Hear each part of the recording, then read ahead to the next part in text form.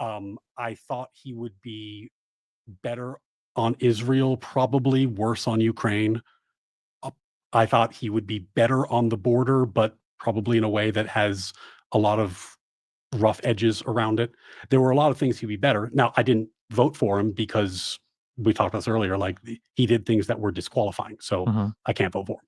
But there are I think there are things that he did in his first term that if he does in his second. Okay, this kind of semi-woke, let's call him semi-woke, the semi-woke lawyer is on with Stephen Bonnell, aka Destiny, and he is explaining why Donald Trump was the better option over Kamala Harris. Any sane person would agree, but I respect his opinion. He didn't agree. He didn't vote for Trump. I didn't vote for Trump either. We're in the same boat. I want to give a shout out before we get into this clip. This is Destiny doing his podcast thing. Does he have a different name for it? I don't know what he calls it when he goes to this setting when he sits down on the couch.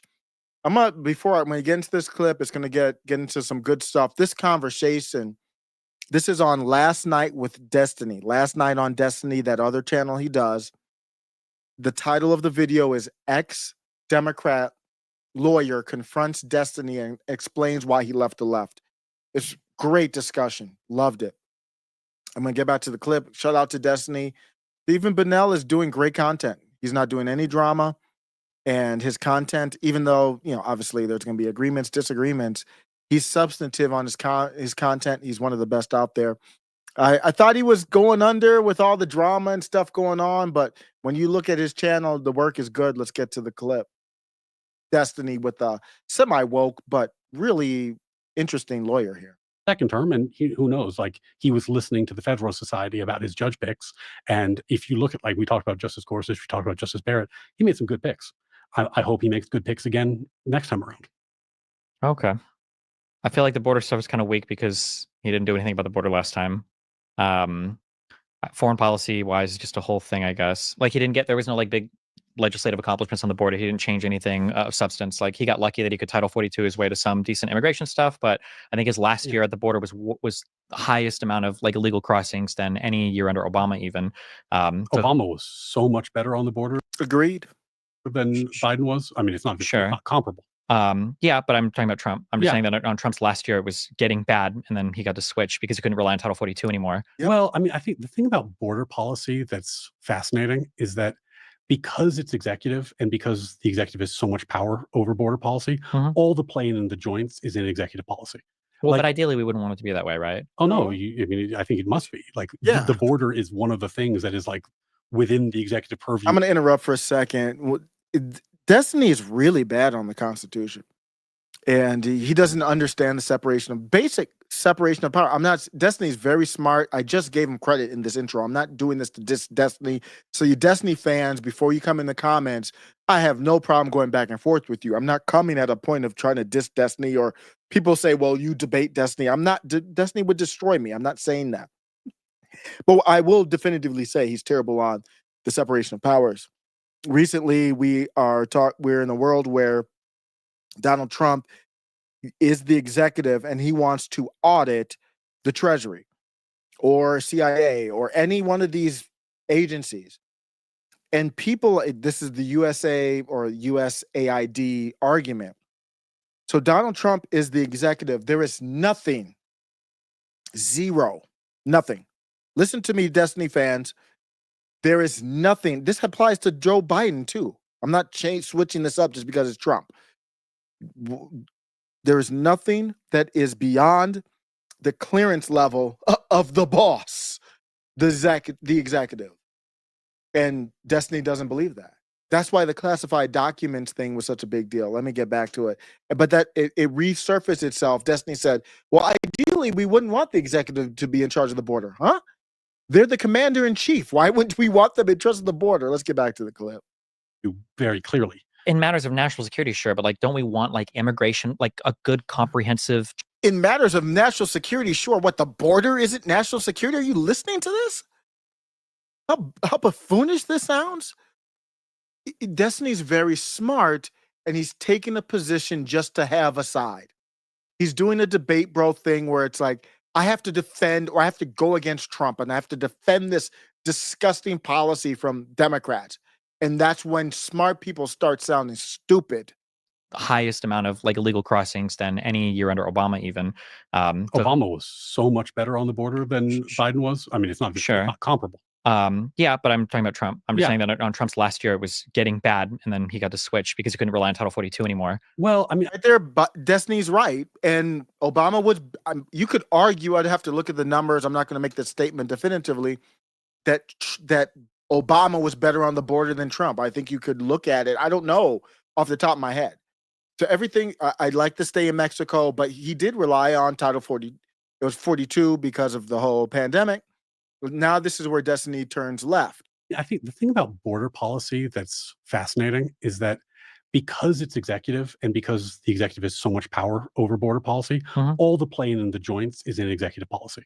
Well, but ideally, we wouldn't want it to be that way, right? Oh no, I mean, I think it must be. Like the border is one of the things that is like within the executive purview very clearly. In matters of national security, sure, but like, don't we want like immigration, like a good comprehensive?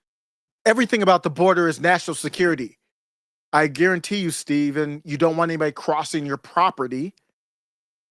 Change in our immigration policy to not have to rely on the executive. Yeah. But you're asking two different questions now. Do we want a good policy? Absolutely. Is it primarily going to be executive driven because it's the border? Yes. Well, we would have at least had some strengthening of the border under that Lankford bill for immigration that Trump. So that bill, the thing about that bill, I'm going to date myself. Did you watch The West Wing? Like one episode. Okay. The Damn, that show was good. Idea that like somebody's running on something, so we're going to propose a solution, so they have to oppose it. That's like it's such a political trope that it's actually like it's in theater, right? Like it's a known thing.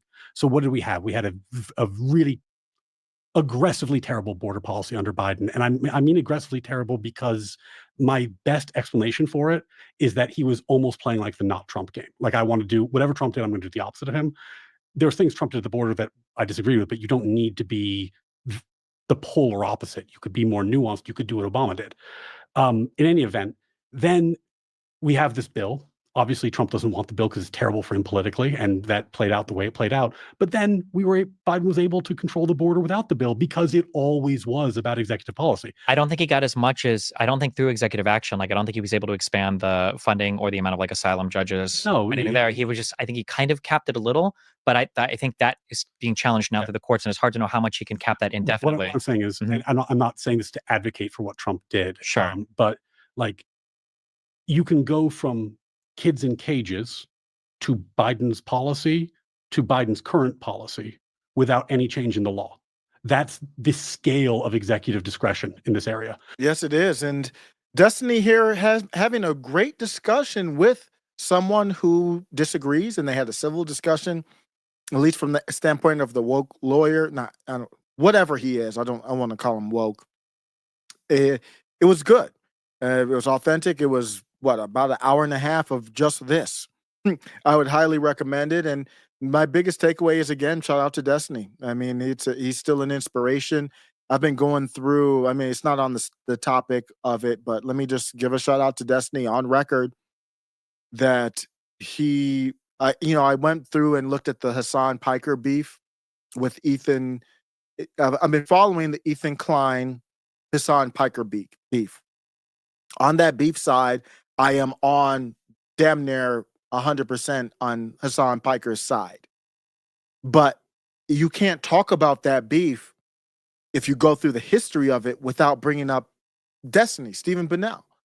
And I was listening to some podcasts that kind of did a great job of breaking down the history of how Hassan Piker had came up, not under Destiny, but, he was like a fan of Destiny's show, and they would chat and debate and stuff. And then Hassan Piker became bigger. I bring that up to say Destiny's like tree, like Vosh came up kind of under Destiny. That's a heck of a coaching tree. You talk about Bill Parcells, the Super Bowls today. I'm recording this on February 9th.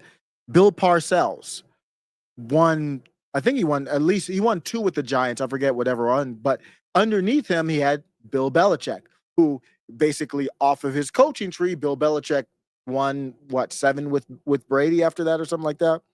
Super Bowls. That's a heck of a coaching tree. It's not like Bill Parcells made everything. It's not like Destiny made Hassan Piker. I'm not saying that, but Destiny did pave the way on this thing. and to see him kind of get back to his roots and still be ahead of the game and he brought in the lawyer on that case with the Iowa pollster, Amy, whatever her name is. And that was a great discussion. I'm ending with this. Respect and shout out to Destiny. The next clip is ready below. Welcome to After Show Carnage.